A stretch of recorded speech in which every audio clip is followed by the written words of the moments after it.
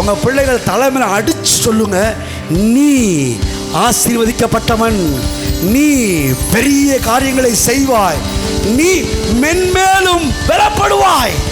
சொல்லுங்க சொல்லுங்க, சொல்லிக்கிட்டே இருங்க. கர்த்தர் உன்னை ஆசீர்வதித்து உன்னை காக்க கடவர்.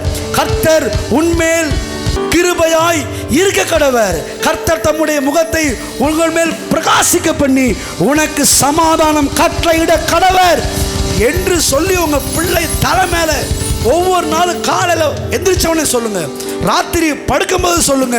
நான் சொல்றேன், அந்த கிருபை உங்களை பிள்ளையை உயர்த்தும். வார்த்தை உங்கள் பிள்ளையுடைய ஆத்மாவை உயிர்ப்பிக்கும். விளங்காத பிள்ளையை பார்த்து விளங்காதுன்னு சொல்கிறதுக்கு நீங்கள் எதுக்கு? அது ஏற்கனவே விளங்காமல் இருக்குல்ல. விளங்காத பிள்ளைகளை விளங்க வைக்கிறதுக்கு தான் இந்த வார்த்தை. எந்த மனுஷனையும் தேறினவனாக நிறுத்தும்படிக்கு அவரையே அறிவிக்கிறோம்.